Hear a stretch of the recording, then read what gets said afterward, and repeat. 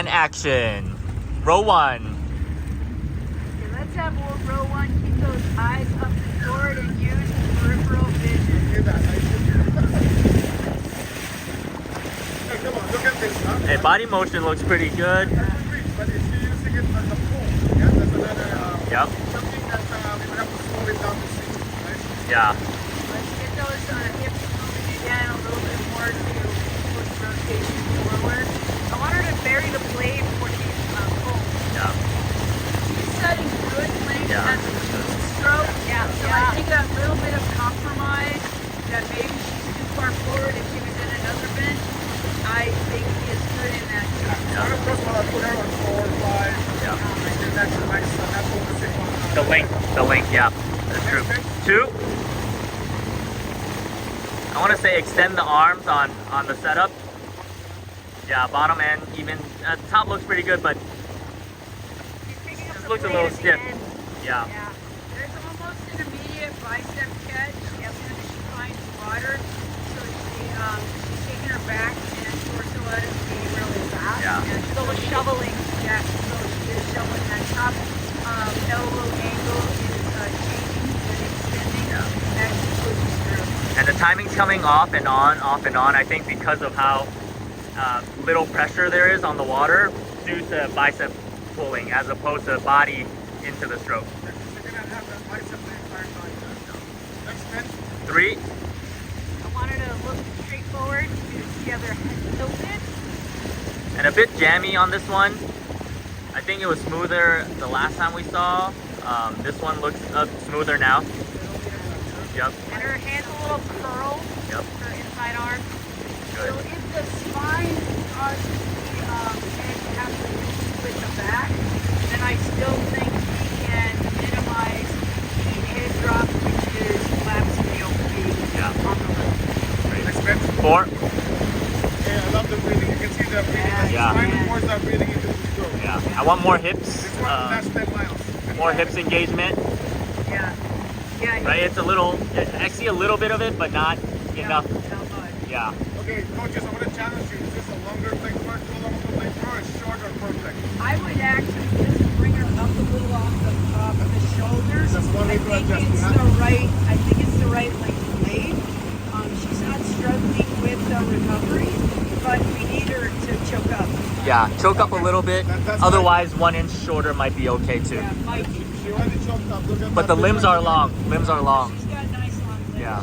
She could be a little bit more patient in the front. Like she's kind of jabbing. You can see her elbow kind of collapsing a little bit. I think she's also trying to follow the rest of the stroke. Yeah. Yeah, I think so. Yep. Okay, next bench. Is 5. I would say elbow, top hand should be straighter at the setup. Need more rotation starting from the hip. That should help you with the rotation and the reach forward. Slide down her bottom hand on the closer to the neck. Yeah. That would fix it after the timing. Yep. Just let your body move. Feels Yeah. like it's really rigid. Rigid. So Yep. let that swing happen.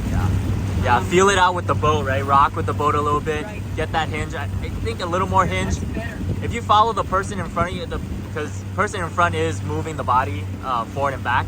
So if you follow that rhythm, it'll be pretty good. Next bench. Good. This is 6. Very, very solid if you ask me. Yeah. I don't know if he's sitting on his belly or on his on hip. I'm not sure. I couldn't see it, but I think you can use that more. Yeah. You know, that would be a lot stronger, especially when you're in OC1. It does look like a lot of there's like a cocking of the right shoulder and then releasing. So smoothing that out would be better only because you do it too much and then it could hurt your shoulder. Just more patience, right? More patience and letting the body weight Yeah. drive the stroke as opposed to your shoulder driving it first and then your body following. Yeah. You don't have to work too much. So a little inefficient, right? You're overspending effort to get the same energy out, gain the same result. Generally acceptable, huh? Yeah. I just wanted to know it's generally Oh yeah, acceptable. the connection looks very good. Yeah, I like that. I like the motion of the hip. Next bench. 7. I would immediately adjust 7's foot position. outside hip is not. Yeah.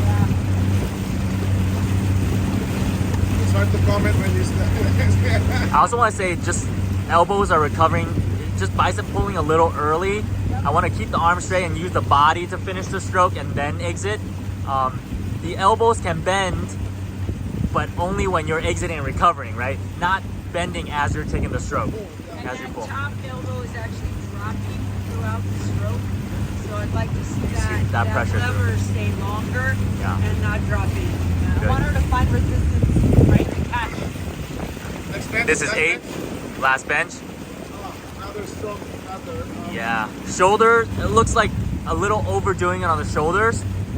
Just need to keep the chest tall and lean forward a bit more and be patient through the water. I think the shoulders are trying to get to the position, but the body isn't following right away. So let the body sink in and then follow it with power. Like the outside shoulder is a shrug. I would extend that paddle length by potentially an inch. Okay? Yeah. At least to have it dry it as much. It's not going to prop that top shoulder. Yeah. I would move in on 7 or 6. Yeah, right.